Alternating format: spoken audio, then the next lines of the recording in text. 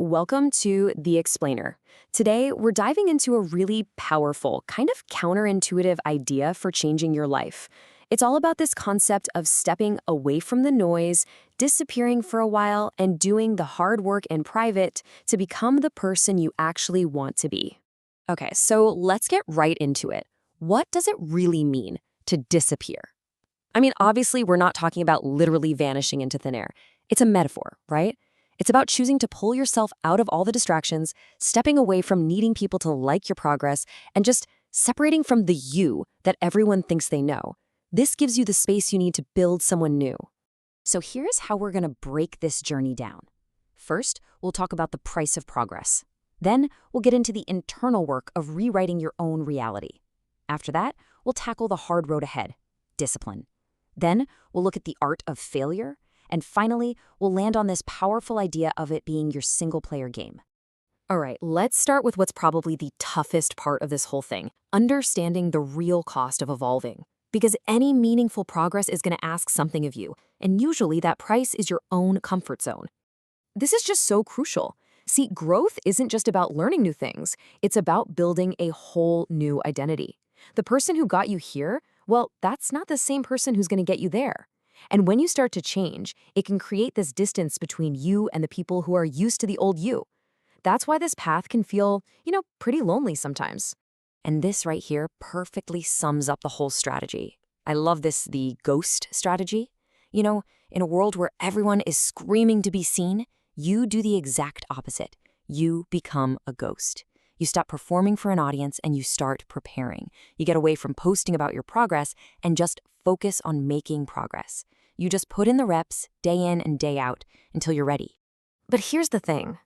All that work you're doing on the outside, the grind, the practice, all of it is fueled by something way, way deeper.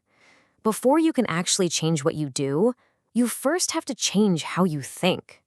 Now, you might hear that and think, oh, that's just some positive thinking stuff. But it's actually much more fundamental than that. It's about how your inner world literally creates your outer world. The belief has to come first. It becomes the filter you see everything through, helping you spot opportunities where you used to see roadblocks. And this is how it actually works. It's this powerful feedback loop, the story you're constantly telling yourself in your head, whether it's I'm not good enough or I am absolutely capable of this, that story becomes your identity. And once that's your identity, your brain pretty much goes on a mission to find evidence to prove it's true.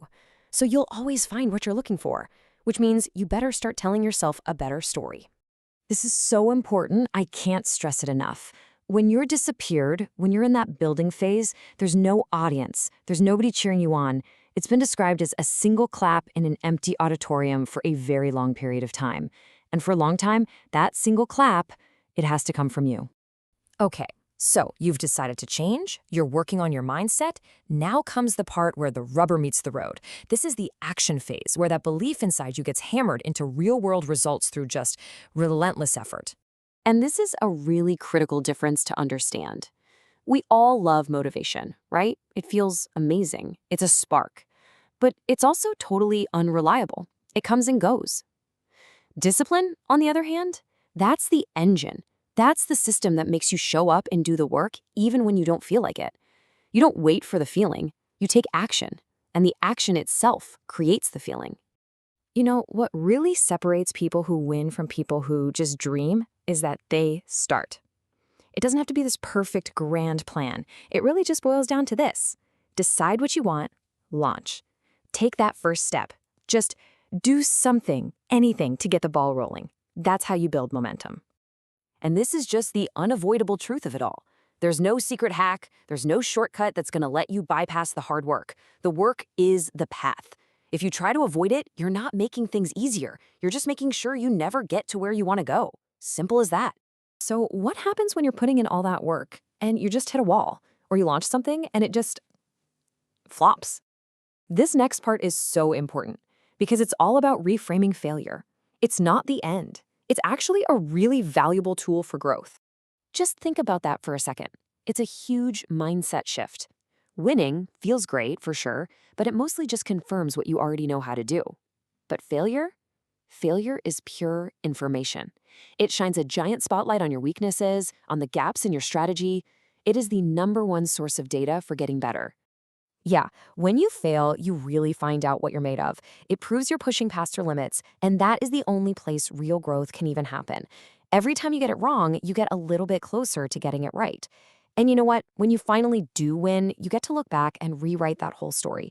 All those failures weren't failures at all. They were just necessary steps to get to the victory. And this is where it all comes together. All these pieces, the quiet work, the mindset shift, the discipline, learning from their losses, they all point to this one, single, incredibly empowering idea. Your life, your success, it's all on you. It's your responsibility and yours alone. And what that means is you have to stop waiting. Seriously, stop waiting for someone to come save you or fix you or give you permission to start. The only person who has the power to move your life forward is you. It's all a single-player game, and it's all happening right between your ears. And the source material gives a really stark warning here. The pain of discipline, of all that hard work, of showing up when you don't want to, that pain is temporary. It fades. But the pain of looking back on your life years from now and wishing you had tried harder, wishing you had taken the shot, that is a poison that sticks with you forever. So that's really the big takeaway here. The story of your life, it isn't finished. And the best part is, you're the one holding the pen. The failures, the discipline, the time you spend working in silence, those aren't signs that you're lost. They're the moments where the best chapters get written. The choice to disappear, to build, and to come back stronger, that choice is yours. And it starts today. So what's your story going to be?